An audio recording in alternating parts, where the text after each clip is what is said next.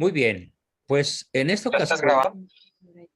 es el tercer bloque de nuestra historia de la salvación.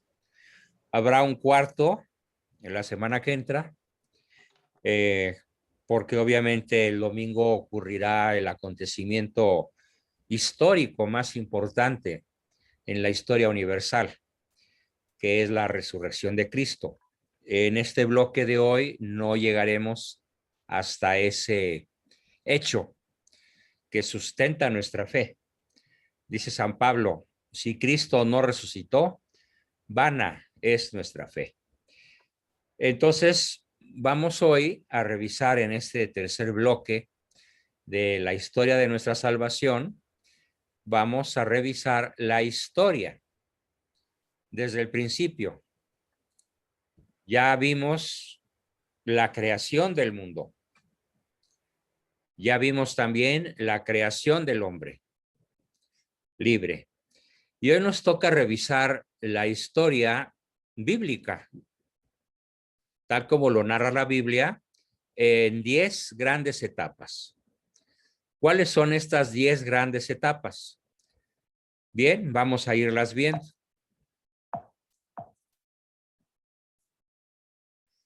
La primera etapa es, bueno, ¿qué es la historia de la salvación? Más que contarnos la historia del pueblo de Israel, la historia de la salvación nos cuenta la acción salvadora de Dios en favor de ese pueblo y, en definitiva, a favor de toda la humanidad. Cristo no murió, no vino, no predicó solo por los judíos o solo para unos cuantos, sino pro multis, que se traduce como la multitud, multis en latín, y traducido al buen castellano, por todos.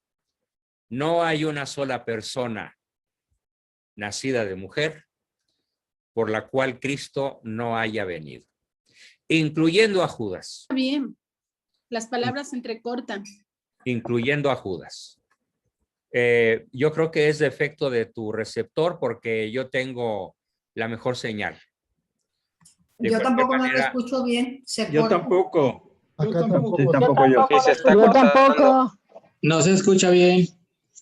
Yo nada, no se escucha nada. Ah, tampoco. No escucho bien. No te preocupes. Tranquilo. A ver, allí, ¿cómo se escucha? Se escucha Yo escucho bien, bien. se escucha bien. Ya se escucha ¿Ahí se escucha bien? Sí, ahora se Sí, ahí escucha sí se bien. escucha. Sí, Bien. doctor, ahí se escucha bien.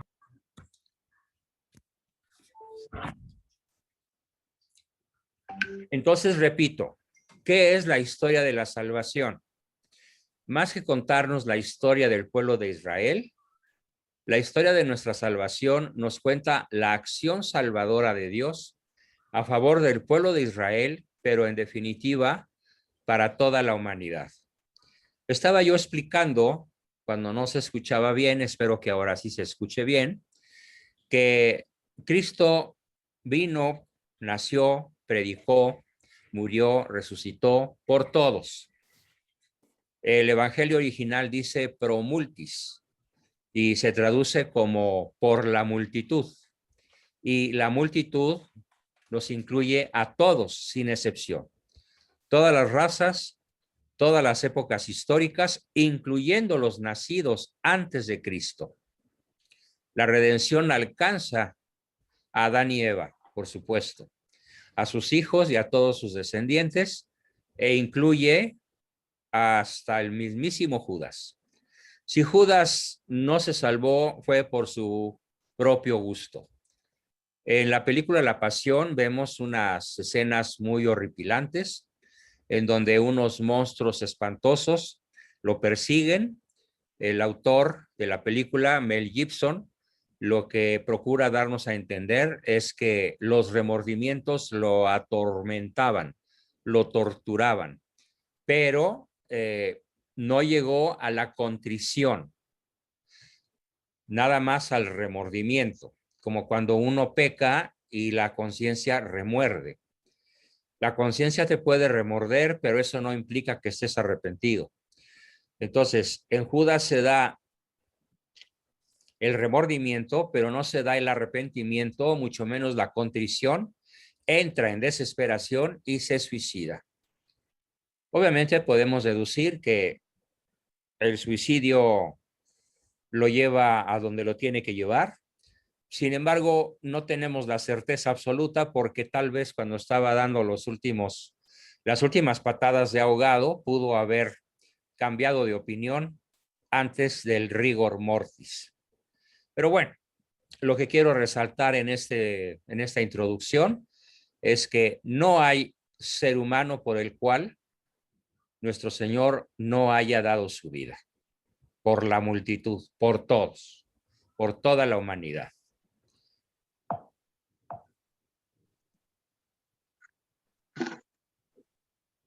¿Qué sigue? Vamos a ver las 10 etapas. En un rápido recorrido, que es el objetivo de esta sesión, desde lo que ya vimos, que es la creación del universo, que vimos la sesión pasada con mucho detalle, la creación del hombre a imagen y semejanza. ¿Qué quiere decir que Dios creó al hombre a imagen y semejanza? Lo creó bueno, lo creó inteligente y lo creó libre. Eso quiere decir a imagen y semejanza. No se refiere a una semejanza física, porque Dios no es un cuerpo físico. Jesucristo sí encarnado es un cuerpo físico, pero Él tomó el cuerpo físico que ya estaba diseñado por Dios previamente y nace de María Virgen. También en esta primera etapa es importante entender el pecado del hombre, de Adán y Eva, rompiendo la armonía de la creación. No solo sufrieron Adán y Eva las consecuencias del pecado al perder los dones preternaturales. Recuérdenlos, inmortalidad perdida, sabiduría que bien los pudo llevar a la conquista de otras estrellas, de otros lugares de la creación, porque no tenían ningún secreto tecnológico por dominar, tenían la sabiduría cuasi divina y el conocimiento perfecto de las leyes naturales y del dominio de las leyes naturales. Pierden la inmortalidad, pierden la sabiduría, pierden la impasibilidad y empieza el dolor, las enfermedades y la vulnerabilidad ante las bestias del campo, las enfermedades, los virus, y bueno, pues más que nunca hoy lo estamos viviendo en carne propia y de una manera por demás dramática. Cuando hace unas horas Francia volvió a cerrar todo su territorio y Europa se encamina a una tercera oleada que se vaticina mucho peor que la segunda y que la primera.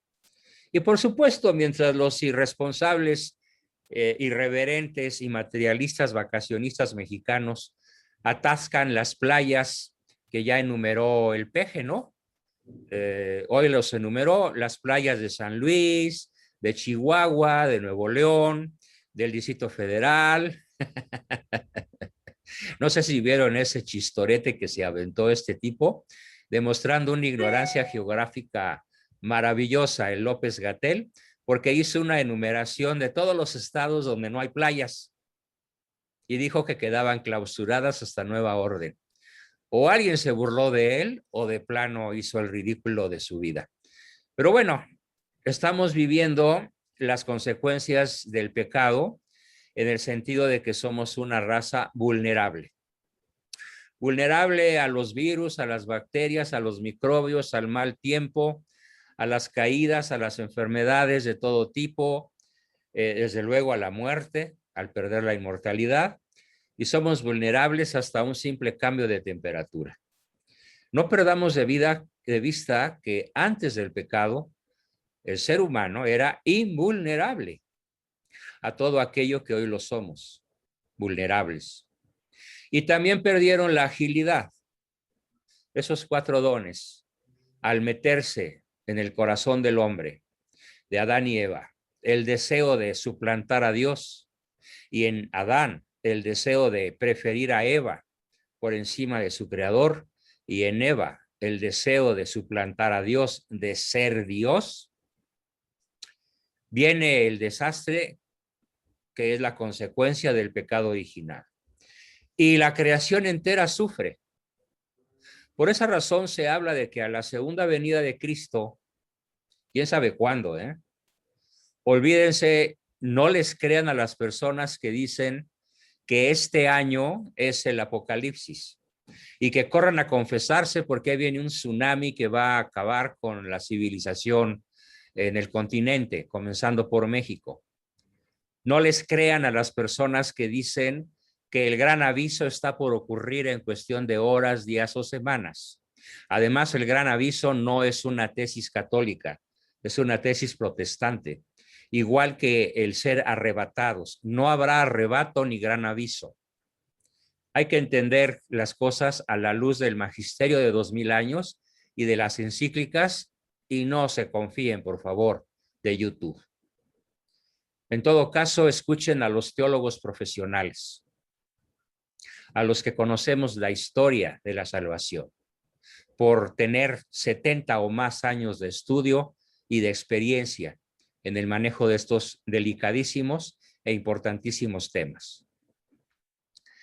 Después de la caída y de la pérdida de los bienes preternaturales, inmortalidad, sabiduría, impasibilidad y agilidad, viene la ruptura del orden de la creación, el universo entero gime, la naturaleza se desgobierna, en la naturaleza se introduce el caos, debido al pecado de Adán y Eva, y viene la promesa de Dios a los primeros padres, la promesa de un Salvador.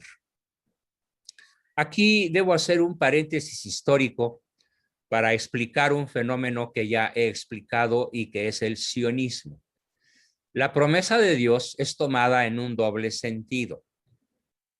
Apréndanse bien esto, por favor. En un sentido cristocéntrico, que es el que esta semana estamos celebrando, con la muerte, bueno, con la pasión, la muerte, la última cena, la crucifixión, la resurrección de nuestro Señor, es el sentido cristocéntrico de la promesa divina. Pero también, al mismo tiempo que se da la postura cristocéntrica en una parte de la humanidad, en los descendientes de Adán y Eva, se da la postura antropocéntrica, en la cual el Mesías no es un redentor del alma. El Mesías no es un salvador de nuestra vida eterna. El Mesías es una especie de guerrero invencible que le dará al pueblo de Israel, al pueblo de Sión, el dominio absoluto de la tierra y de todo lo que en ella existe. Banca, ejército, drogas, educación, medios de comunicación, todo lo habido y por haber es lo que, según la visión antropocéntrica, Dios prometió al pueblo de Israel. Claro, es una interpretación sesgada, sugerida seguramente por el espíritu diabólico, por Lucifer, y que explica a lo largo de la historia, más de 6,000 o 6,000 años de historia, si nos atenemos al calendario judío, de una lucha permanente entre la postura cristocéntrica, que tiene a Cristo como centro, y viva Cristo Rey, y la postura antropocéntrica, que tiene como eje rector de la historia al hombre, dando la espalda a su creador. Estas dos posturas, en estas dos posturas se puede resumir las grandes revoluciones, la francesa, la mexicana, la invasión de España por los musulmanes, las guerras de religión en Europa, el surgimiento del protestantismo en la Alemania de 1500 y pico al comenzar el siglo XVI por Lutero, los grandes cataclismos, las grandes pestes, las grandes guerras como la primera y la segunda y la actual, que como dice el Papa correctamente ya comenzó la tercera. Todo eso se explica únicamente por el choque brutal a muerte de ambas posturas, la cristocéntrica y la antropocéntrica. La antropocéntrica tiene su nombre propio, postura sionista antropocéntrica, porque es en el monte Sión donde Dios le hace la promesa a Abraham de que sus descendientes serán tan numerosos como las estrellas del cielo y las arenas del mar y poseerán la tierra. Parece un chiste de mal gusto, pero los sionistas, ¿saben qué dicen? Dicen, es que Dios nos escrituró la tierra, literal, pero no la tierra prometida, que es donde hoy se asienta la república, reino, dominio, como se llame, de Israel, que es un huevito del tamaño de Tlaxcala. No, la tierra entera. La tierra entera es, según el sionismo, posesión de ellos. Y por eso Bill Gates, y por eso George Soros, y los Rothschild, y Rockefeller, y todos ellos están desarrollando a través de la pandemia y de otras muchas artimañas a lo largo de los siglos, un proyecto de dominación terrícola absoluto, hasta la culminación de la venida del anticristo, que reinará 3 años y medio, aunque es un tiempo simbólico, pueden ser 35 o 350, eso no lo sabemos. Un periodo X dominará el anticristo. Y dice el Apocalipsis, ay de aquellos que vivan en esa época, más les valdría no haber nacido.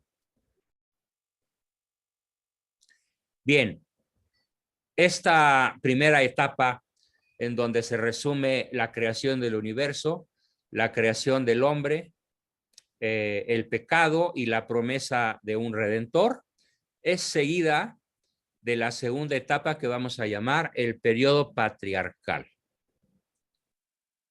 Conste, estamos revisando las 10 etapas del proceso de nuestra salvación. Según la Biblia, este es un resumen hecho en un programa que se llama Prezi, que es una maravilla para hacer presentaciones profesionales.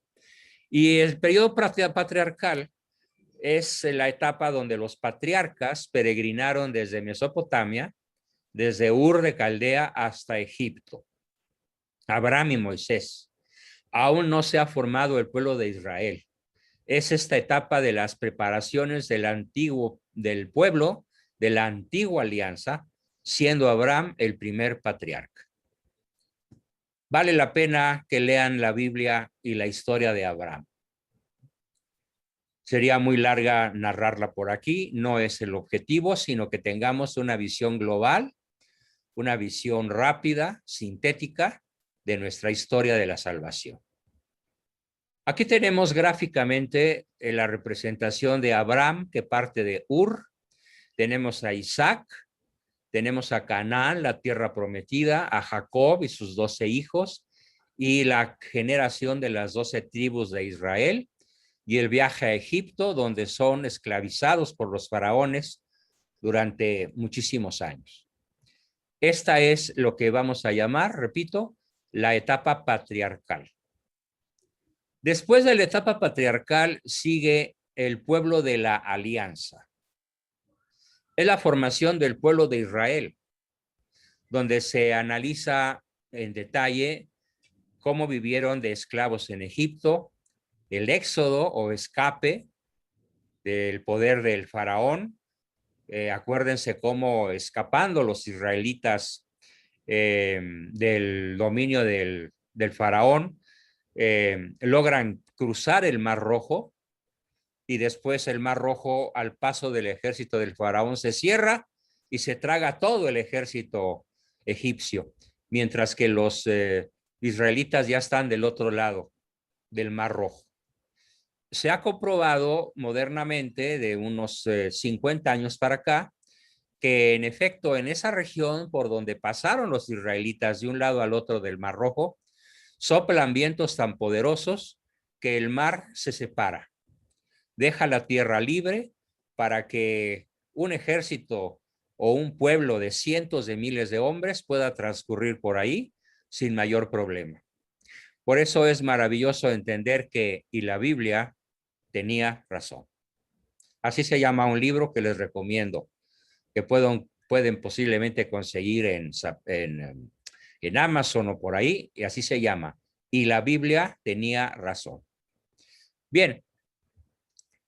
En la formación del pueblo de Israel, esclavitud en Egipto, el éxodo o escape, luego viene la travesía por el desierto donde Dios los provee de aquel famoso alimento llamado maná, que tenía la particularidad de que cada quien al probar el maná le sabía a lo que quisiera, a chilaquiles si es que hubiera habido, o a tuna, o a trucha, o a salmón, o a lo que fuera, según el paladar de cada uno de los dragones que seguramente andaban por ahí. Eso era el maná, que todos los días caía del cielo, cubría la tierra, y los judíos en el Éxodo lo único que tenían que hacer era recoger el maná. Yo, Yahvé, seré tu Dios, tú Israel serás mi pueblo. No tendrás otro Dios fuera de mí. Esa es la alianza. Es el periodo de la alianza, donde Dios le dice al pueblo de Israel que no tendrá otro Dios fuera de él. Porque los israelitas con muchísima frecuencia tenían la tentación, incluso el mismo Salomón cayó en eso, de adorar dioses extranjeros por quedar bien con la concubina del momento. Después del pueblo de la alianza sigue la conquista de Canaán y el periodo de los jueces. Los jueces son personas de alto nivel intelectual, de alto nivel social y moral, que juzgan al pueblo de Israel y se encargan de mantener, digámoslo en lenguaje moderno, un estado de derecho. Bajo la dirección de Josué y de los jueces, Israel logra apoderarse de la tierra de Canaán, la tierra que el Señor había prometido a los patriarcas. Conste, Dios había prometido la tierra de Canaán, pero no toda la tierra, como lo interpreta el sionismo, que ahora tiene pues todo lo que en la tierra se pueda poseer, comenzando porque el sionismo hoy, en términos contables, tiene el 95% del capital virtual y del capital físico de la tierra. Además, sumando oro, petróleo, diamantes, litio y cuantas riquezas pueda poseer la tierra, el sionismo tiene el 95%. Además, la liquidez bancaria del 95%, siendo ellos cuando mucho 11,000 personas. Y el resto de la humanidad, 7,700 millones, nos repartimos las migajas. Así que se apoderan de la tierra de Canaán, la tierra que el Señor les había prometido, pero permanece desorganizado y dividido. El pueblo de Israel, a causa de las luchas que entre sí había en las 12 tribus. O sea, cada hermano era el jefe de una tribu con el paso de las décadas y de los siglos. Y en vez de que hubiera armonía entre los descendientes de un mismo padre y de una misma madre, los hijos de Jacob se pelearon entre sí, y es bien interesante ver esos pasajes de la Biblia de las luchas fratricidas dentro del mismo pueblo de Israel. Ahí tenemos la esclavitud en Egipto, Moisés y la zarza ardiendo. Después viene la huida, viene los jueces como Josué y 4 jueces más. Vale la pena que repasen su Biblia para que vean cómo se encajan estas historias. Se congeló tu imagen un tiempo, Juan Bosco. ¿Perdón? Se congeló tu imagen. No se puede agrandar, es todo lo que se puede agrandar. Pero no se preocupe porque les voy a enviar el archivo para que cada quien lo vea en su computadora y lo disfrute. Ahorita es nada más tener la idea central de lo que estoy explicando. Sí, es que no escuchamos tu voz desde lo de las 12 tribus hasta aquí no se oyó. A ver, 12 tribus. ¿Sí? Hasta ahí me escucharon. ¿Ya me están escuchando otra vez? Sí. Bien. La siguiente etapa es la monarquía de Israel. Después de los jueces, aquí tenemos a los jueces. Después del periodo de los jueces, viene el periodo de la monarquía, de los reyes de Israel.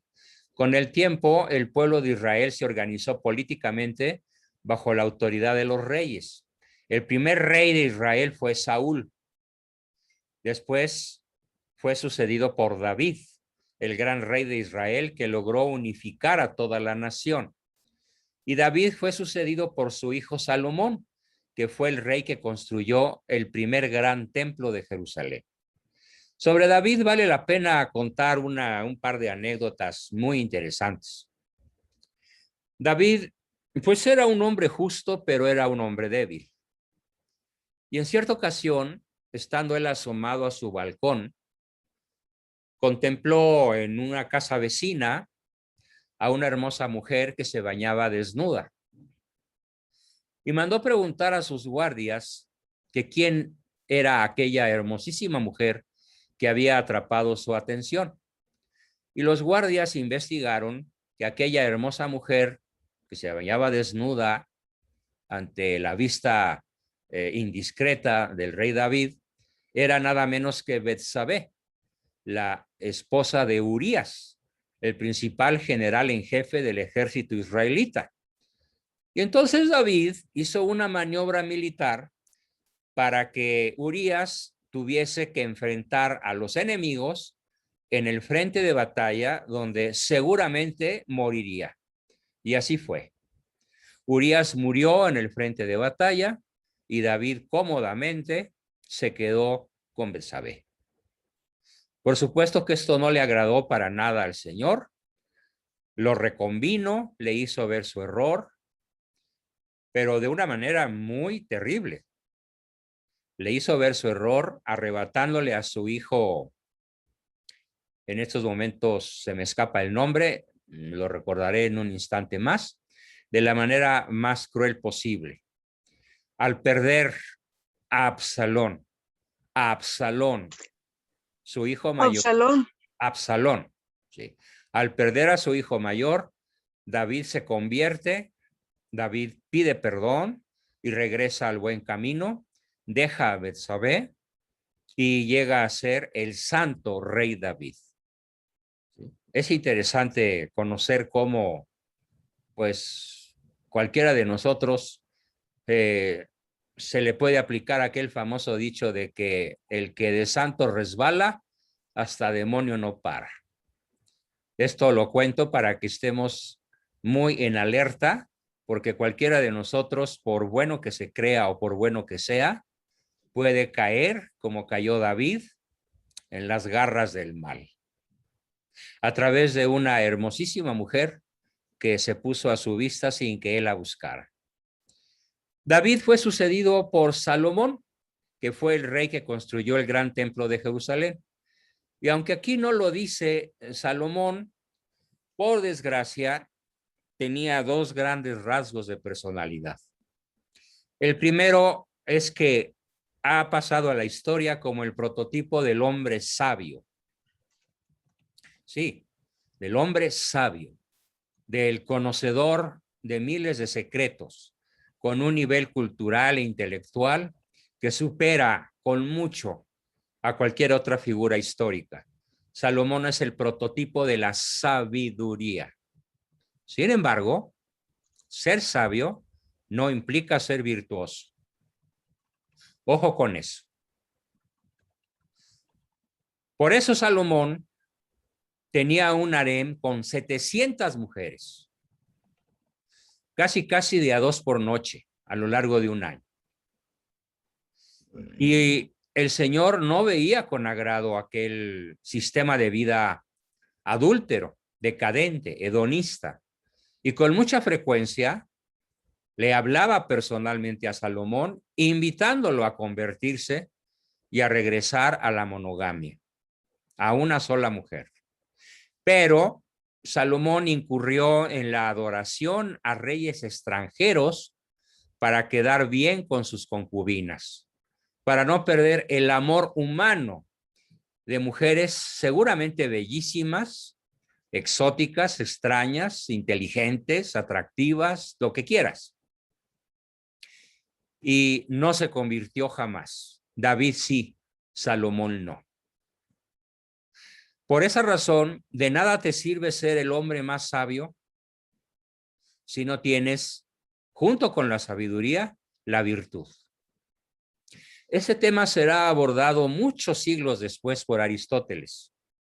Bueno, primero por Sócrates, en la Grecia antigua, en el año 450. Bueno, ni tan antiguo.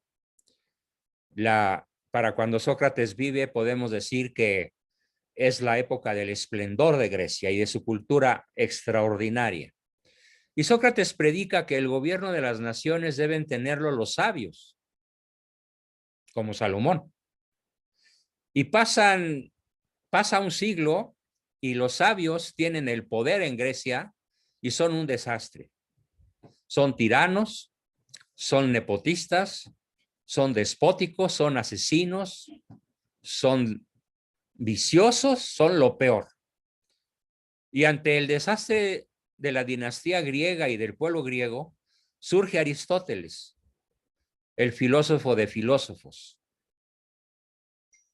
Solamente Santo Tomás lo supera. De hecho, la Iglesia Católica toma a Aristóteles como su mejor filósofo a lo largo de toda la historia de la humanidad. Y Aristóteles nos enseña algo que se desprende de este pasaje de la monarquía de Israel.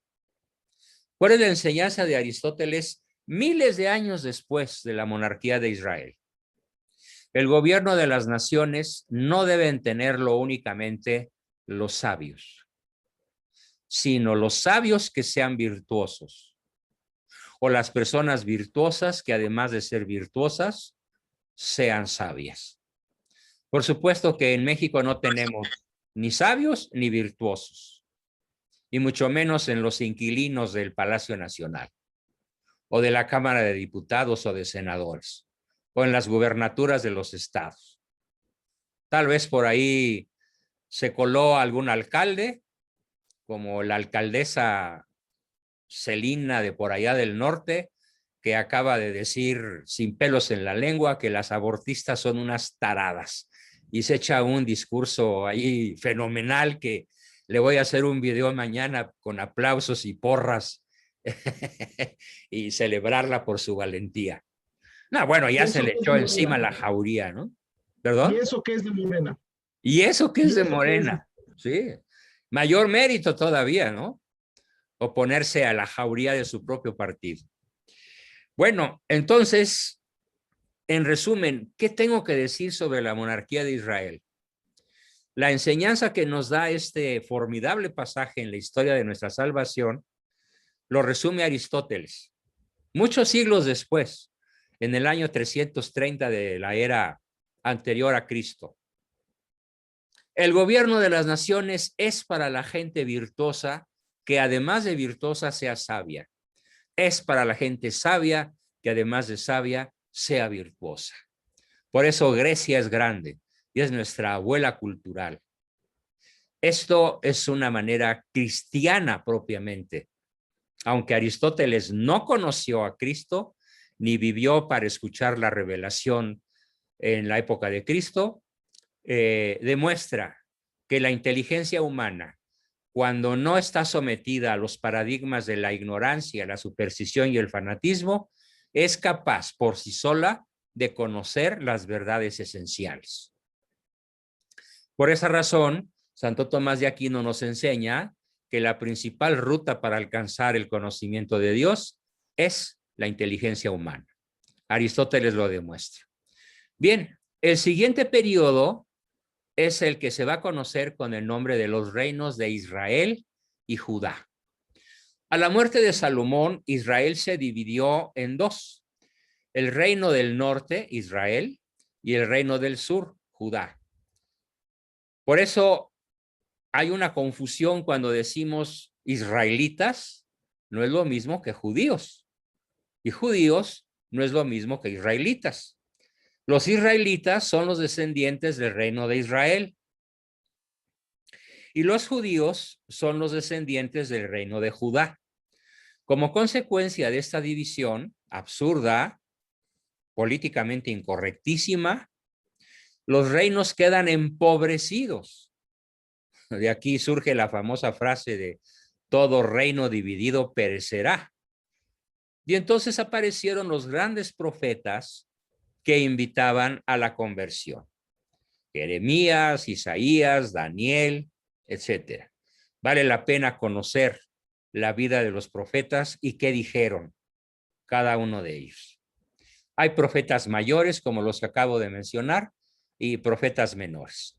Pero vale la pena escucharlos a todos, sobre todo a los profetas mayores.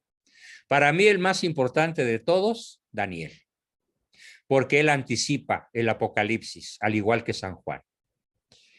El primer rey, el gran rey, aquí vemos una gráfica, creación del templo, la división, el reino de Israel, el reino de Judá, los profetas, la guerra civil entre ambos reinos que debilita a Israel y de alguna manera lo hace infiel y rompe la alianza con Dios. Tenemos como consecuencia del debilitamiento del pueblo de Israel, dividido entre Israel y Judá, tenemos el destierro que sufren tanto judíos como israelitas a manos de los asirios. Debilitados ambos pueblos, el israelita y el judío, debilitados son invadidos por los asirios. Y todos los israelitas y todos los judíos fueron deportados a la ciudad de Nínive, que era la capital del reino de Persia. Luego el reino de Judá fue invadido y destruido por el imperio de Babilonia. Ya los israelitas por los asirios y Judá por los babilonios. Y de ahí fueron deportados todos los judíos descendientes de Judá. Después de muchos años de destierro, los judíos pudieron volver a su tierra, pero ya no como una nación independiente, sino, vean qué triste, como una provincia del imperio persa. ¿Por qué? Porque se dividieron en la lucha por el poder, por la riqueza, por la fama, por los honores, por los placeres.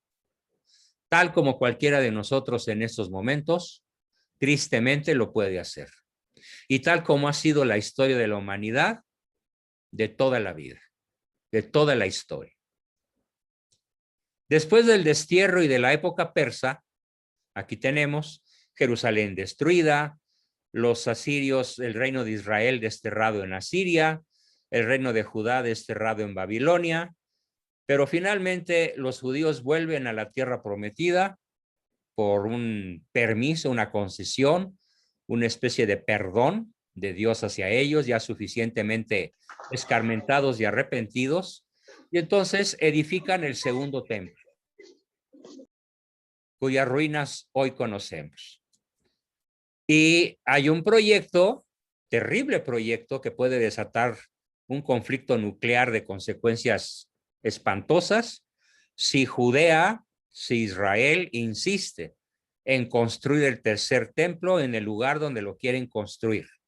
Porque en ese lugar los árabes tienen su piedra sagrada, donde se supone que Mahoma habló con el arcángel San Gabriel para fundar el Islam, allá por el año 600 y pico de nuestra era.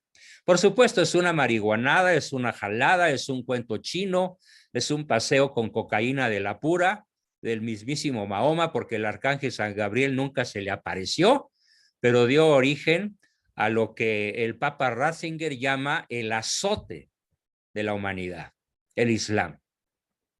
Porque en el Islam no hay civiles, todos son guerreros y todos creen que matando cristianos es como alcanzarán el paraíso de Alá.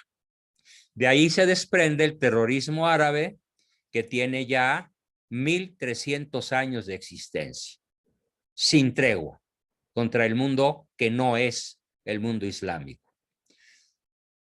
Viene la época helenística con el triunfo de Grecia, cuyo emperador Alejandro Magno derrota al imperio persa, que tenía en su poder a los judíos, y todos los territorios pasaron a poder de los griegos. Asirio Caldea, Mesopotamia, donde quiera que había israelitas o judíos, se volvieron territorios griegos bajo el poder de Alejandro Magno, el gran conquistador. Los judíos tuvieron que soportar la nueva dominación griega, que a diferencia de los persas y de los babilonios y de los asirios, eran cultos y eran civilizados. Y los soldados de Alejandro Magno no buscaban exterminar a ninguna nación, como lo hacían los asirios o los babilonios, sino que buscaban siempre el mestizaje con las naciones vencidas. ¿Pero qué creen? Israel no se quiso mezclar con los griegos para conservar la pureza de la raza hasta la fecha. Es el único pueblo de la tierra sin mestizaje, lo cual explica que cuando menos el 80% de los judíos tienen severos problemas psiquiátricos, físicos, degenerativos, mentales, emocionales. El paraíso para los oncólogos, los psiquiatras, los médicos en general de cualquier lugar de la tierra es tener clientes judíos. ¿Y por qué esta debilidad física? Precisamente por su negativa a mezclarse con otros pueblos. Por esa razón, uno de los pueblos más resistentes a las adversidades que hay ahorita en el planeta, pues es México, porque somos por entero una nación mestiza, cuando menos en el 92% de sus habitantes. No hay como el mestizaje para preservar la salud, la fuerza de la humanidad. Bien, después de Alejandro Magno llegaron los romanos y arrebataron a los griegos los dominios y construyeron un imperio que se extendió prácticamente a lo largo de todo el mundo conocido. En efecto, los romanos le llamaban al Mediterráneo Mare Nostrum, nuestro mar, así como los jaliscienses pueden llamar a Chapala nuestro lago, pues los romanos podrían llamar al Mediterráneo miles de veces más grande que el lago de Chapala, o los morelianos o los michoacanos el de Pátzcuaro, lo pueden llamar Mare Nostrum, nuestro mar, porque todas las naciones alrededor del Mediterráneo y tierra adentro, en África, en Asia, en Europa, hasta el norte, hasta Inglaterra, el mundo era romano. Y es precisamente bajo el dominio romano cuando toca el nacimiento de Cristo. Tiempo después los romanos arrebataron a los griegos sus dominios y construyeron un imperio que se extendió prácticamente a lo largo de todo el mundo conocido hasta entonces. Bajo el imperio romano se produjo el gran acontecimiento de la historia de la salvación, el nacimiento de Jesús, el Hijo de Dios, nuestro Redentor. Dios envió a su Hijo por medio de la encarnación en el vientre de la Virgen María, y con Jesucristo ingresó la salvación en el mundo. Aquí tenemos gráficamente representada lo que acabo de contar, cómo pasa del dominio griego al dominio romano y cómo finalmente nace nuestro Señor Jesucristo. Bien, esto es a abuela pájaro la historia de nuestra salvación desde la creación del universo, la creación del hombre, hasta la venida de Cristo. Siendo casi las 10, vamos a dedicar unos 20 minutos a comentarios, preguntas, dudas, etcétera. Adelante. Soy todo oídos, no tengo prisa.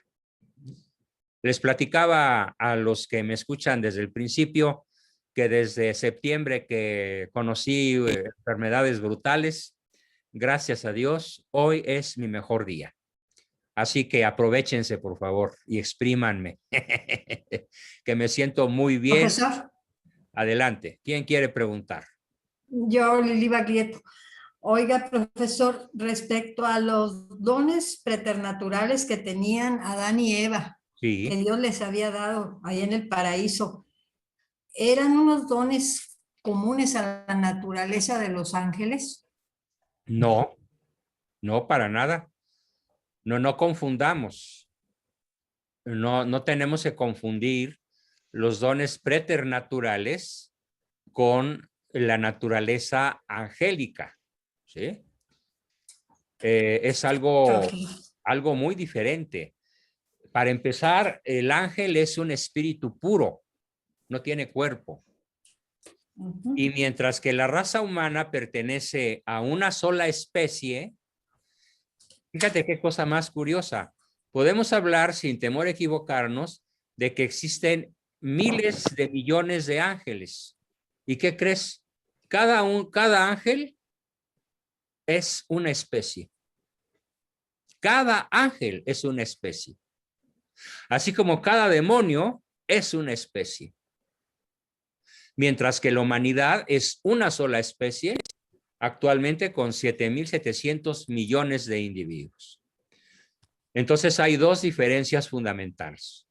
Una, el ángel es un espíritu puro, es una inteligencia pura, y el ser humano es una inteligencia encarnada, con cuerpo físico. Así que son dos reinos totalmente diferentes, perfectamente diferenciados. ¿Bien? Okay. ¿Alguna Sí. otra pregunta? Adelante. Un comentario nada más. Sí. Los dones preternaturales que teníamos, aparte de la inmanencia, de la no mortalidad, etcétera, etcétera, también estaban muy referidos a la naturaleza. Todavía poseemos un poquito de esos dones. Por ejemplo, los animales, cuando les damos cariño, viven mucho mejor. Las plantas reaccionan a nuestro cariño. Cualquiera que tenga plantas, lo sabe.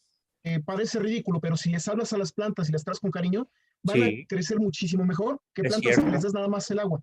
Es cierto. Pero esos dones están dañados.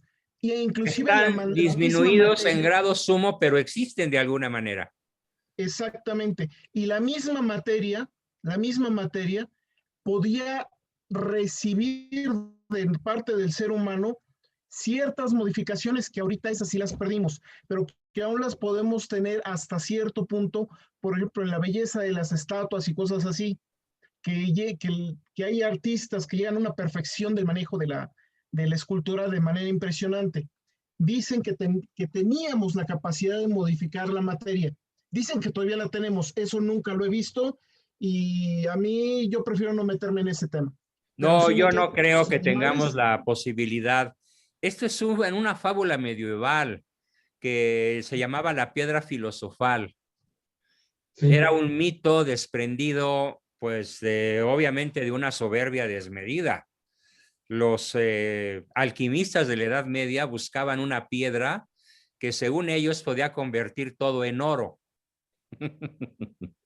Y bueno, pues todavía no se descubre ni se va a descubrir jamás la posibilidad de convertir el acero en oro, porque no tenemos la posibilidad. Sí tenemos la posibilidad de fisionar el átomo, eso sí, pero no tenemos la posibilidad de crear materia nueva. De acuerdo. Lo que me refería era al cambio de forma y en la forma y estructura, no en la forma molecular, pero sí la forma externa. Pero bueno, eso... de alguna manera tenemos una capacidad modificatoria asombrosa. Y aquí yo metería un concepto que le aprendí a mi padre desde muy niño. En términos de la creación, ¿cuál es el papel del hombre? ¿Quién me podría decir? Es una respuesta formidable que a mí me encanta y la he disfrutado muchísimo. Nuestro papel es completar la obra de la creación. A eso estamos llamados, a completar la obra de la creación. Por eso, dominad y henchid la tierra y multiplicaos Y esos que están diciendo que el apocalipsis es en octubre de este año, les puedo decir que en la visión realista, para que venga el apocalipsis y el fin de los tiempos, pueden pasar miles de años y la humanidad puede llegar a conquistar incluso otras galaxias, otros sistemas planetarios antes de la venida de Cristo, y eso no repugna la inteligencia. Es una hipótesis nada más que no podemos comprobar ni que sí ni que no. Pero lo que sí es absolutamente seguro es que andar prediciendo que el 21 de octubre Cristo se aparecerá en la tierra y corran a confesarse no es más que una mala broma de algún youtuber que comió demasiada marihuana o cocaína al mismo tiempo y se cruzó. Pero lo malo es que lo dicen católicos, sacerdotes, gente que parece ilustrada, gente culta, gente con buena formación. ¿Por qué? Porque no tienen una formación histórica completa, no tienen una formación filosófica, o sea, no saben filosofía de la historia y mucho menos teología de la historia. De todas maneras, para cada uno de nosotros, la muerte puede llegar al ratito. Así que no nos preocupemos por si Cristo está cerca o no. Pueden pasar 1000 años. Mejor preocupémonos porque, de hecho, yo les puedo decir, en ese periodo de 7 meses, yo vi la muerte a escasos segundos de que ocurriera. Bueno, tal vez no segundos, pero sí minutos. Salvé la vida 2 veces en un tris. La primera pidiéndole a mi esposa que de modo urgente me llevara al hospital. Y cuando llegué, literalmente estaba entregando los tenis. Y unas semanas después, en una crisis también, que se debió a un manejo incorrecto de algún doctor, también vi la muerte muy de cerca. Por esa razón, en vez de preocuparnos de si Cristo está a la vuelta de la esquina, hay que ocuparnos de que la muerte de cualquiera de nosotros sí está a la vuelta de la esquina, potencialmente. Y por eso siempre recomiendo cuando toco estos temas el desarrollo de un doble estado de conciencia. Primero, el estado de conciencia que nos permite darnos cuenta de manera permanente de lo que yo llamo mi muerte inminente. Mi muerte inminente. Porque el mexicano cree que los que se mueren son los demás. Sobre todo ahora con la pandemia. Mira qué güey, el bruto se murió. Pues es que pudiste haber sido tú, cuate. ¿Por qué no? Y el segundo estado de conciencia es la conciencia permanente de mi propia, personalísima inmortalidad. De tal manera que morirse es entrar a la vida eterna para bien o para mal y para siempre. Y la historia de nuestra salvación tiene que culminar con esta elección. ¿Cómo quieres vivir el resto de tu eternidad? Para lo cual, en la próxima sesión veremos el papel que en esto juega la resurrección de Cristo, que es algo tan importante como para que el mismísimo Mel Gibson ya esté por lanzar la película más importante de toda la historia de la cinematografía, que justamente toca el tema de la resurrección de Cristo. Yo estoy frotándome las manos esperando el estreno, porque si la primera fue una obra de arte, una obra histórica formidable, él dice, no se preocupen, la segunda será mucho, muy superior a la primera, ¿sí? Y con el mismo actor, Jim Caviezel, ¿sí? Entonces, que por cierto se convirtió a lo largo de la filmación, porque realmente vivió el Calvario en una forma verdaderamente dramática, ¿no? Bien, ¿alguna otra pregunta, comentario, opinión? Adelante. Doctor. A ver, Isabel Oliveira. Gracias. Doctor, hace tiempo me interesaba mucho, bueno, me interesa mucho la vida de los santos y a veces quedaba yo sorprendida. Entonces aquí estoy oyendo de los dones preternaturales. Por ejemplo, San José Cupertino, otros santos que tienen bilocación, a esos dones, ¿cómo se les llama? No son preternaturales.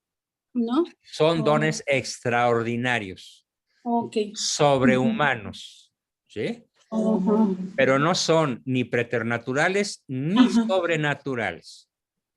El único don sobrenatural que hoy poseemos es vivir en gracia. La vida en gracia nos coloca, digamos, nos hace semejantes a Dios como ninguna otra cosa. Nos hace hijos de Dios.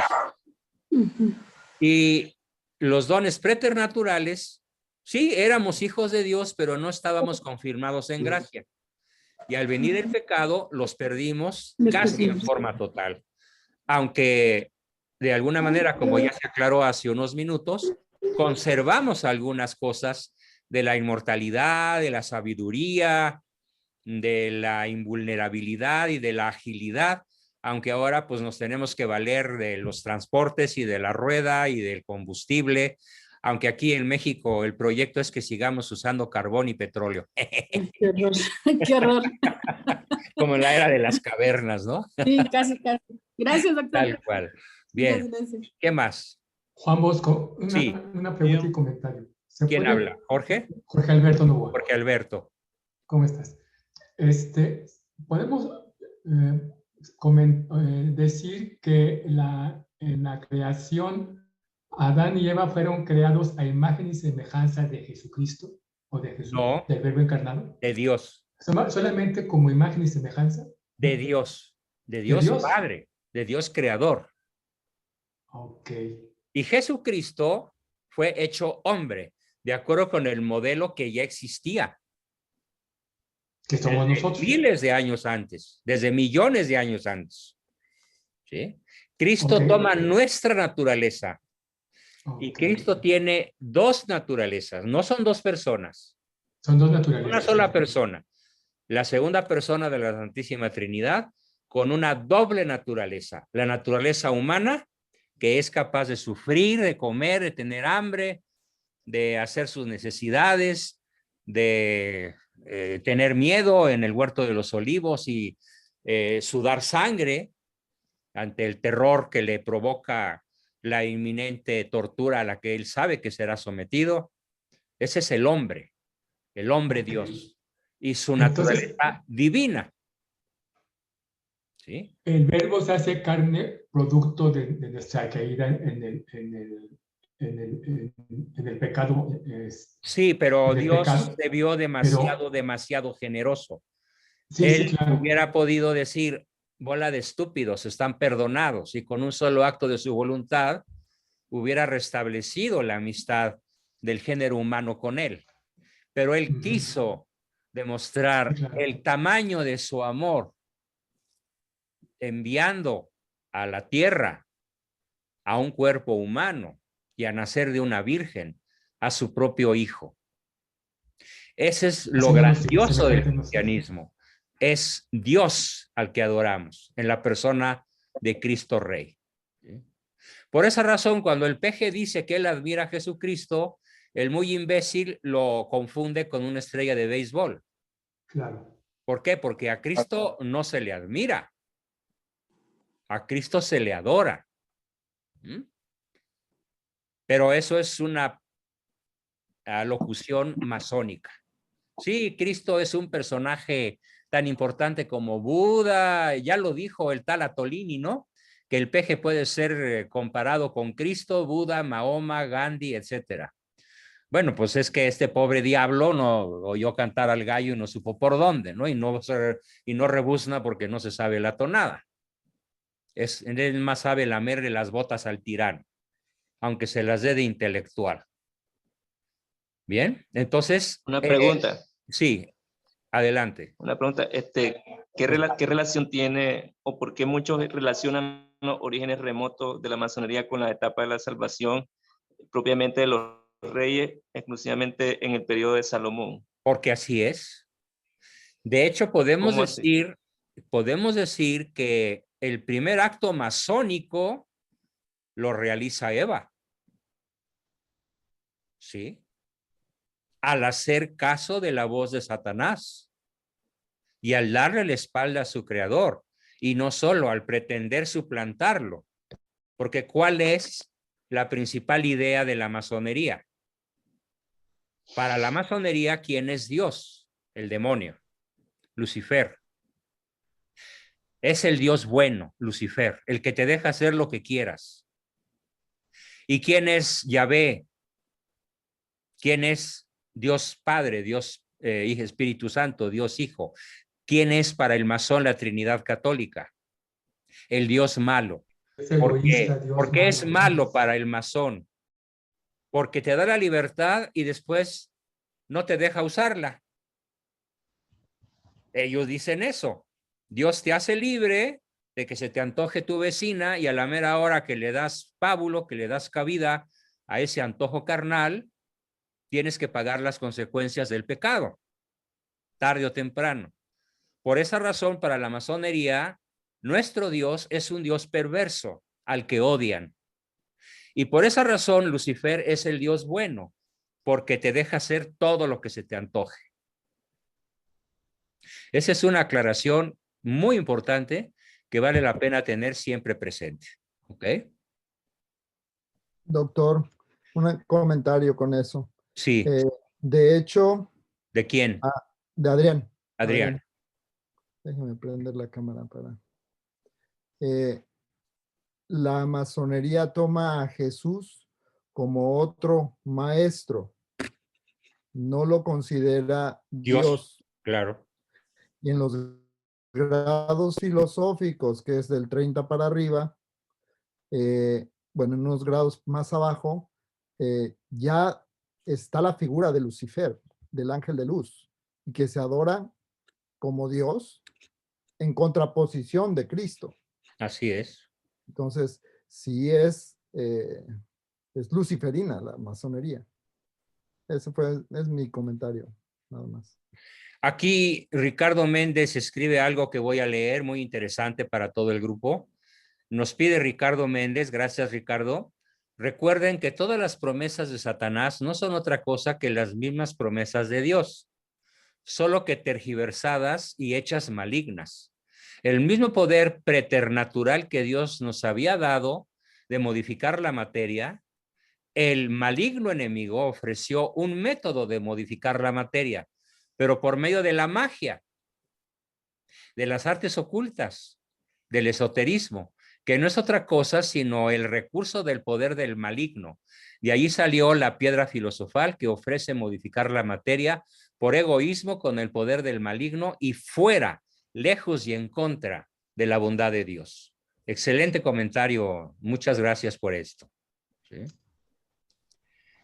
Doctor, una pregunta. Werner Keller, el autor del libro y la Biblia, tenía razón. Gracias. Dice Ricardo que lo tiene en PDF en inglés. Bueno, tú compártelo y a lo mejor muchos del grupo pueden leerlo en inglés. Si les claro que nos interesa, súbelo a los grupos. Es el libro que me hizo un apasionado de la historia y la arqueología. Felicidades, Ricardo. Y te vamos a agradecer a Rodilla Pelona que nos lo compartas. Yo tengo años buscándolo. Yo sí leo inglés facilísimamente. Lo voy a disfrutar como niño hambriento, ¿no? El primer plato de comida. Vamos a ver. Doctor, una pregunta. Ah, mira, también lo tienes en español. Pues órale, súbelo a los dos grupos, ya vas. No me dejas subirlo a la mejor versión miércoles. Trata de subirlo a la mejor versión lunes y yo me encargo de distribuirlo.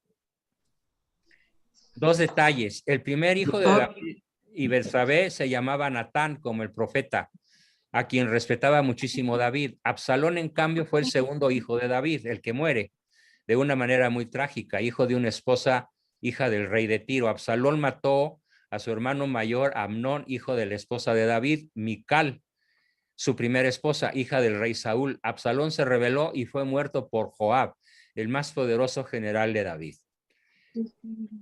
Bien, excelente aportación. El más grande de los profetas es Isaías. Bueno, para mí es Daniel. Ahí, ¿por qué? Porque me encanta el enfoque apocalíptico de Daniel, pero bueno, en gusto se rompen géneros. Habría que ver qué opina el papado sobre quién es más poderoso como profeta, Isaías o Daniel. Pero bueno, si estoy en un error, estoy abierto a rectificar, tanto para judíos como para cristianos. La roca de la que habla es en donde los musulmanes creen que Mahoma pisó, ¿sí? La rodilla, o se apoyó para saltar al cielo. No, yo creía que era la huella del arcángel. Estaba yo equivocado entonces. Y está en la mezquita de la Roca, que es justamente donde quieren construir el tercer templo. Imagínense qué pasaría si los israelitas insisten en construir ahí el tercer templo. Pues guerra mundial, todo el mundo árabe, 1.500, 1.800 millones de personas contra el mundo occidental. Claro, encabezado por Israel y seguido por Estados Unidos y arrastrando a Rusia, y quién sabe cuál sería el papel de China. Así que yo espero que de alguna manera a los israelitas actuales el Señor les toque el corazón para que no sigan con su proyecto, porque los planos del tercer templo ya existen. Ya hay licitaciones para su construcción. Y el mundo árabe tiembla, pero no de miedo, de coraje. ¿Sí? ¿Cuáles eran los dones preternaturales? Aquí están: inmortalidad, impasibilidad. Nada más una pequeña corrección a Luis y Dani, se escribe con S. Impasibilidad, no con C, con S de impasible. No es inteligencia, sino sabiduría. Y el cuarto que está preguntando Luis y Dani, ¿cuál es? Es el don de la agilidad o transportabilidad con el solo deseo del pensamiento, de estar en Mesopotamia, yo quiero estar en Australia, o quiero estar en la India, o en Rusia, o en el Polo Norte, sin necesidad de transporte. Era uno de los grandes dones de nuestros primeros padres. ¿Sí? Ahora, pues, imagínense reducidos a que el hombre más rápido solamente pueda correr 100 metros a 40 kilómetros por hora, porque si corre 200 lo hace a 38. Perdimos toda nuestra agilidad, ¿no? Bien, ¿algún otro comentario o pregunta? Yo, doctor. Sí, adelante. El dominio sobre el pueblo de romanos, el dominio sobre el pueblo de Israel. ¿Cuándo se inició por primera vez a dominar el pueblo romano? Fue un dominio que se fue logrando poco a poco. A ver, piensa, para el año 330 antes de Cristo, Alejandro Magno era el amo y señor de todo el mundo conocido. ¿Correcto? Entra en choque con el mundo romano, que se va expandiendo poco a poco, y para el año 40 antes de Cristo, lo que era dominio griego ya es dominio romano. Grecia perdió todos sus dominios en el transcurso de 2 siglos y medio. El mundo dejó de ser griego para ser romano. De ahí vienen las 5 lenguas romances: el español, el portugués, el italiano, el francés y el rumano, todas derivadas del latín, con componentes griegos. Tenemos un 5 o un 10% de vocablos griegos en el castellano, pero tenemos un 80% de vocablos romanos, latinos, ¿ok? No te puedo dar fechas exactas, tendría que revisar mis libros de historia. Hay grandes batallas, enormes, gigantescas batallas, tanto por tierra como por mar, en donde Roma va venciendo y reduciendo a los griegos a Atenas, y aumentando ellos su poderío hasta que logran hacer del Mediterráneo el Mare Nostrum que mencionaba, ¿sí? Pero puedes entrar a la red y poner, escribe, conquistas de Roma sobre Grecia en el mundo antiguo, y te da miles de sitios. Los primeros léelos, los primeros 3 o 4, para que tengas conocimiento de las fechas, los reyes que entraron en conflicto, las batallas, los lugares donde se celebraron, etcétera. Es apasionante. pero obviamente entrar en detalle de estos ¿Y algún- temas pues, rebasa el propósito de este taller. ¿Y algún Doctor. libro que recomiende? No, no hay libros. Bueno, no, por supuesto, ahí sobran los libros. Tú puedes buscar en la red libros de historia universal. Te recomiendo el de Carlos Alvear Acevedo, Historia Universal por Carlos Alvear Acevedo. Es un libro de no más de 300 hojas, en donde narra de forma sintética todo el acontecer desde la prehistoria hasta 1960, que se muere don Carlos. Hablando sobre la historia de la salvación, una pregunta que me surgió. Cuando sea ya el juicio, cuando venga el juicio final, ¿verdad? Cuando venga nuestro Señor Jesucristo, cuando venga a juzgar a la nación, ¿verdad? A las Pondrá a los buenos naciones a un y a las lado, al lado personas. derecho, a los malos a la izquierda. Las personas que murieron, las personas que murieron en gracia ahorita, esas van a entrar en ese juicio o ya Claro. no. Todos entraremos, es el juicio universal. Desde los primeros seres humanos hasta los últimos. Es el juicio de las naciones en público. Cada nación será juzgada en público frente a las demás naciones. No nada más las actuales, todas las naciones que hayan existido. Todas las razas, tribus, reinados, imperios. Y seremos juzgados cada uno de nosotros de cara al resto de la humanidad completa. Desde Adán y Eva hasta tu suegra. Así que les quiero decir algo que les puede quitar el sueño hoy. Todas tus podridas, todas las mías y todas las de cada uno de nosotros van a ser del dominio público. Nada estará oculto a los ojos de la inteligencia de toda la humanidad. Conoceremos pues a fondo los pecados de Napoleón y del Peje y de, no sé, de Mao Zedong y de Lenin y de Stalin y de tu papá y de tu mamá y de tus hijos y de tu esposa. Conocerás y ella los tuyos. Ahí, entonces dice en general todos. ¿Eso incluyendo también a todos los santos? Por supuesto. Conoceremos a fondo la vida de los santos. Y conoceremos a fondo la vida de todos los pecadores. Y obviamente quedaremos cubiertos de oprobio y vergüenza. E iremos al purgatorio aquellos que no hayamos sido suficientemente purificados por el sacrificio, la penitencia y los sacramentos, el arrepentimiento y la contrición.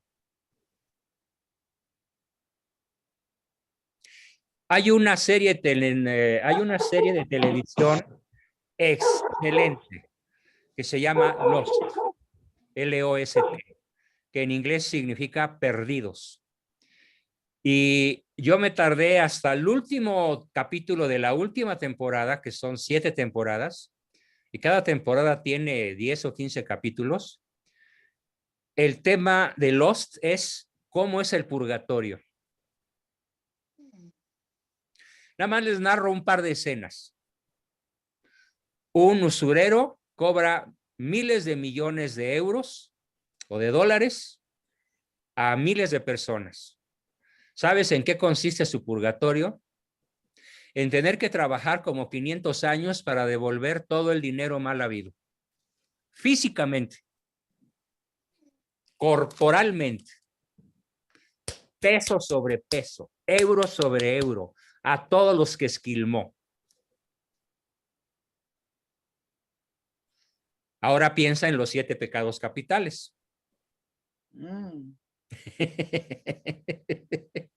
¿Y cómo vamos a vivir la expiación? Ahí donde más te divertiste, con lo que más te divertiste, es con lo que más vas a pagar. Claro, con la esperanza de pasar al cielo.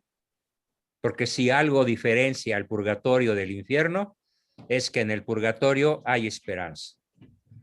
En el infierno no hay más esperanza.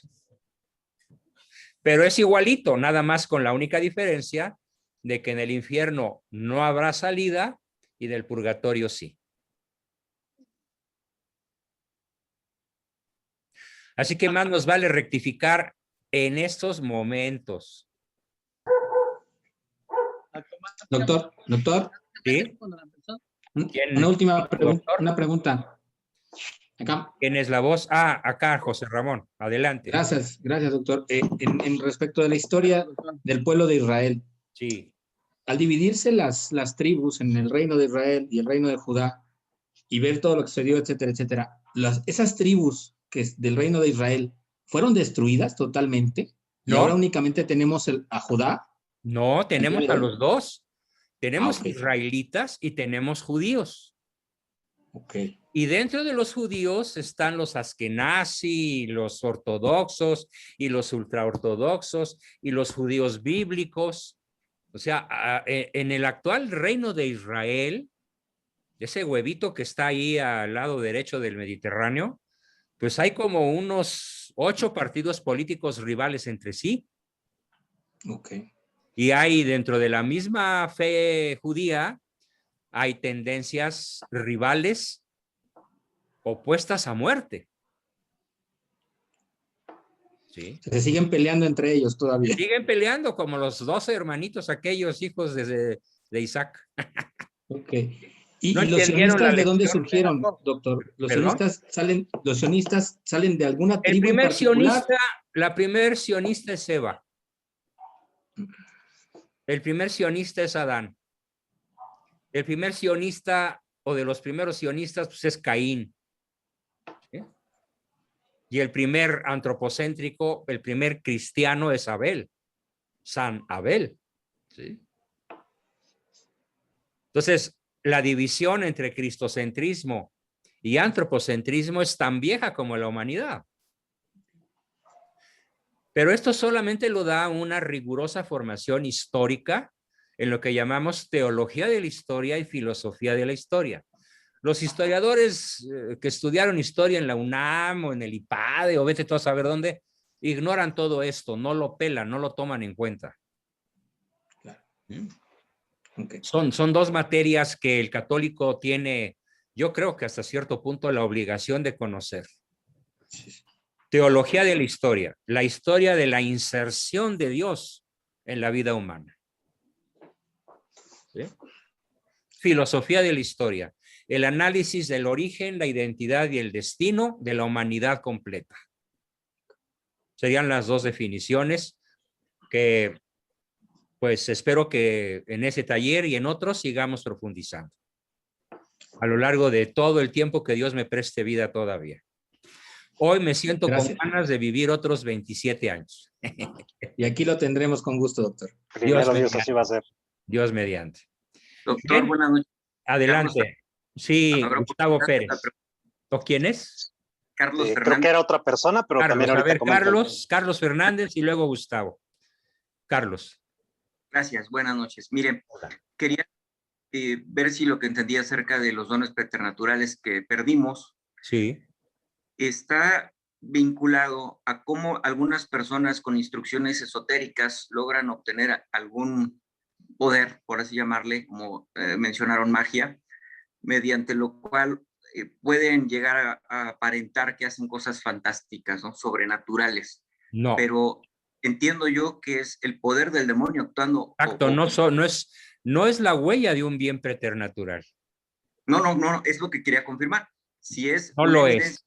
De que si fuera un bien preternatural, obviamente sería para obras pías, para obras buenas. Una gracia de Dios. Para obras alterocéntricas, es decir, para el bien de otros.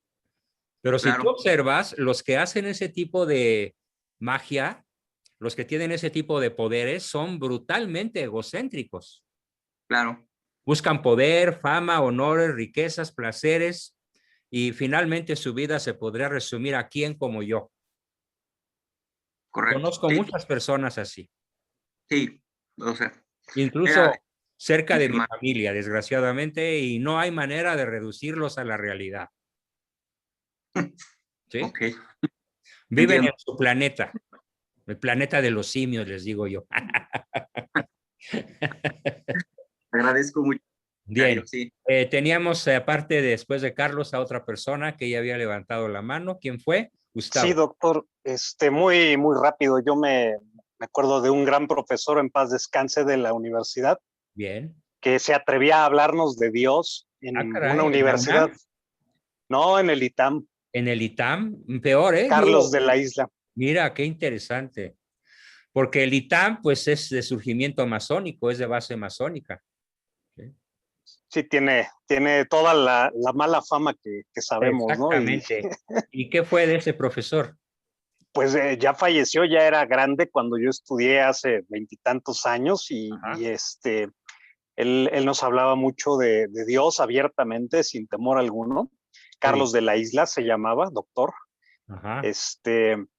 Y nos decía que no había evidencia, y hace rato usted comentaba de la salvación y del propio Judas, que no había evidencia de que alguien se hubiera condenado y para alimentar la esperanza, en cambio, sí tenemos evidencia de quienes se hayan salvado, que son los santos. Entonces, ante todo esto que exponía usted del juicio final, de la salvación, de la propia duda de Judas de que se haya condenado o no, pues tenemos la esperanza en los santos. Sí. Aquí hay una pregunta que quiero contestar que dice, doctor, en mi parroquia está el nombre del excelentísimo señor Emilio Abascal Salmerón. Por el apellido, ¿es familiar de usted? Que yo sepa, no. Digo, los Abascal somos muy poquitos, pero según yo nos conocemos todos. Sin embargo, a don Emilio ni siquiera lo había oído yo mencionar, así que lo más probable es que solamente sea un homófono. Suena igual, pero no creo que sea pariente. También Ricardo sigue aportando algo aquí muy interesante. Isaías fue el que profetizó el nacimiento de Jesús de una virgen. No, pues ya me ganaste la partida, man. Eso no lo hizo Daniel. Además tiene el cántico del siervo de Yahvé, que describe de manera poética y completamente desgarradora la pasión de nuestro Señor Jesucristo. Y además también profetiza la llegada del anticristo, pero de manera más velada. Sí, porque Daniel es muy explícito. También habla del mundo después del anticristo, donde comenta brevemente el reino de paz y justicia que habrá. Bien, pues ya son las 10:33, ya nos pasamos un poquito, pero a ver, con la cuerda que traigo hoy, si quieren una pregunta más. Yo, doctor, adelante. quisiera preguntar algo. Soy ¿Cómo no, Yasmín. Yasmín? Adelante, Jazmín. Yo tenía la duda de, por ejemplo, todas las personas que murieron antes de la crucifixión de Jesús no eran merecedores del cielo aún porque no había salvación, pero incluidos los patriarcas, ¿a dónde iban sus almas? Al ¿Se seno de condenaron? Abraham. Se describe como el seno de Abraham. El Y seno de existía el Abraham infierno, era entonces se condenaron. un lugar provisional. Cuando Cristo muere y resucita, acuérdate, el credo dice, y descendió a los infiernos. ¿Qué quiere decir eso? Fue al lugar de los muertos para colocarlos a los justos en la gloria y a los condenados en el infierno. Eso ocurre en la pasión de Cristo. Se vació el infierno, ¿eso es cierto? ¿O los No condenados deben haber se quedado, según yo, cuando menos el 90% de los humanos. Hay un libro formidable de un autor francés, se escribe Bossuet, con doble S y T al final, Bossuet, se pronuncia Bossuet, que su libro se llama así, sobre el corto número de los que se salvan. Es una tesis. La iglesia no lo ha contradicho, no lo ha condenado, tampoco lo ha aplaudido, pero todo hace suponer que la salvación no es un asunto de mayorías. La salvación tampoco es un elitismo, se salva el que quiere. Pero a ver, Jazmín, echa una ojeada a tu alrededor. y haz un inventario. ¿Quiénes de tus conocidos tienen un paso firme hacia la salvación? Sí, como el 10%. Como el 10%. Sí. Sí. Y los psicólogos sabemos que existe algo que se llama el argumento vital. El argumento vital dice que como has vivido vas a morir. ¿Sí? O sea, de hecho, una de las capacidades que tiene el psicólogo que maneja esta herramienta es poder predecir. La psicología es una ciencia más que analítica del pasado, es una ciencia predictiva. En la escuela realista, cuando yo ayudo a una persona, a lo que la ayudo no es tanto a conocer su pasado, sino qué va a hacer con su futuro a partir de hoy. Los cambios reales no se analiza. Para que haya cambios reales, el análisis del pasado puede tener un valor muy relativo, 5, 10, 15%. En la escuela realista que yo manejo, hacemos una propuesta a futuro, para lo cual te conviene cambiar de creencias, de mitos, de hábitos, adquirir virtudes, dejar vicios, para poder predecir una muerte del lado de los corderitos y no de los machos cabríos. Del lado de Dimas, el buen ladrón, y no del lado de Gestas, el ladrón que muere blasfemando a la izquierda de Cristo. Bien. Dicho sea de paso, ahí está toda la izquierda, ahí está todo Morena, dando de gritos contra Cristo, blasfemando y queriéndonos imponer la ideología de género y establecer ya una persecución formal contra nuestros sacerdotes en el momento que se atrevan a predicar contra la ideología de género. Está en marcha el proyecto. Es predecible cómo van a morir. Sí. En la soledad, en la desesperación, y pues nadie es colocado del lado izquierdo o del lado derecho. La colocación la decide cada quien. Repito mi frase favorita al respecto. El que te creó sin ti, no te salvará sin ti. La salvación se la debemos a Cristo, pero Él no nos salva si no estamos de acuerdo con su acción salvadora. Si no somos fieles a su gracia, no hay salvación. O sea, tú y yo y todos los que estamos aquí poblando la tierra, tenemos la última palabra, sí o no.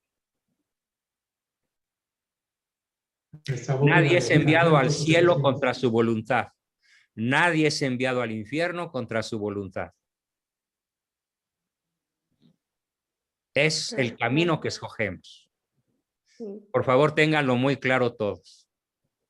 Particularmente en estos días que recomiendo recogimiento, vida de familia, reflexión, leer La Pasión, ver alguna película alusiva, como La Pasión, por ejemplo, ¿no? Y luego pasan por ahí películas de la era de las canicas, como Los 10 Mandamientos, con Charlton Heston, y pues son divertidas y tal vez valga la pena también verlas, ¿no? Gracias, doctor. Bien, la última y nos vamos. Yo. ¿Quién dijo yo? Héctor. Héctor Sandoval. Sí. Muy bien. Físicamente, ¿dónde vivían Adán y Eva? O sea, en el Edén. En el Edén, pero el Edén no era un lugar de la tierra, era toda la creación.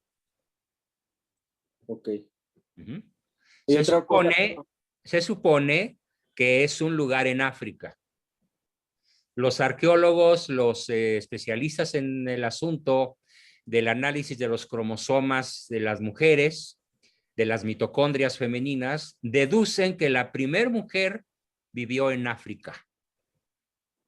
Por lo tanto, Adán también.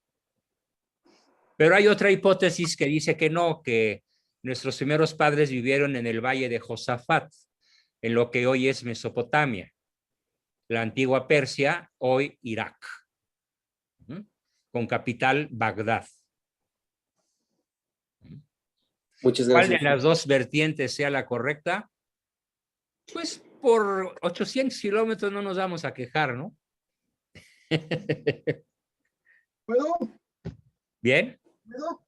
Perdón, ¿puedo? Sí, claro, Ricardo, a lo mejor ahí nos ilustras un poquito, ¿no? A ver, para comenzar, enfrente de la península arábiga, en el Golfo Arábigo, en el Golfo Pérsico, perdón, hay una isla que ahorita es un desierto completo, pero que estudios se han encontrado que eso fue un verdadero vergel. Ajá. Eso era un jardín impresionante, curiosamente lleno de árboles frutales, como Mira. dato. Bueno, eso es lo primero. Lo segundo, se ha encontrado que hubo unos pueblos que adoraban a la serpiente. En esa isla. En esa isla. Y debido a varias, ahora sí que a varias revelaciones, inclusive de santos autorizados por la iglesia, que bueno, insisto, como son revelaciones privadas. No es obligatorio creerlas, pero qué interesante. Se sabe de que es muy probable que esa haya sido la isla, pero al mismo tiempo el paraíso era un lugar físico y un lugar espiritual, eran los dos. La parte claro. espiritual se cambió de dimensión. De hecho es impresionante porque, por ejemplo, Santa Hildegarda de Bingen ya hablaba de que el paraíso real sigue existiendo, pero en otra dimensión. O sea, la parte espiritual del paraíso se separó de este mundo. Por eso es que ya no pudieron volver a entrar los humanos a ese paraíso. Es los ángeles que puso Dios a la entrada del paraíso. Exactamente, pero porque eran dos dimensiones en un solo lugar. Okay. Era un lugar espiritual y un lugar físico. Y un lugar físico. El lugar físico es, por todo lo que se ha entendido, es esta isla. Okay. Y el lugar espiritual es el que se separó y en donde no podemos volver a entrar, sino hasta que se acabe el mundo físico. Correcto. O sea, hasta el final de los tiempos. Hasta el final de los tiempos. Ahora, no se preocupen mucho porque tenemos la promesa profética, palabra de Cristo, que habrá cielo nuevo y tierra nueva. Todo será renovado en Cristo. Yo nada más espero con una emoción inmensa cómo será la tierra sin contaminantes. Cómo serán la selva, los ríos, los valles, las cascadas, el cielo, toda la naturaleza rejuvenecida y rescatada a la segunda venida de Cristo. Tierra nueva, cielo nuevo. Nada, si nada más fuera por eso, habría que dar brincos de emoción. Bien, pues muchísimas gracias por su extraordinaria atención, su participación, valiosísima, sus aportaciones, y pues espero conservarme en este excelente estado de salud para vernos la semana próxima. ¿Sí? Muchas gracias a todos. Enciendan sus micrófonos, que quiero oír el buenas noches. Adiós. Bonita noche, doctor. Excelente noche. Gracias. Buenas noches. Buenas noches a todos. Buenas noches a todos. Buenas noches, doctor. Gracias. Buenas noches a todos. Muchas gracias. Doctor, buenas noches. Buenas noches a todos. Bye, bye. Buenas noches, bendiciones. Buenas noches, Siga mejor de salud, bendiciones. doctor. Gracias. Buenas noches. Dios los bendiga a No, pues, todos. con que me quede, con que me conserve así, me doy por satisfecho. Dios lo bendiga, doctor. Gracias, muchas gracias. Buenas noches.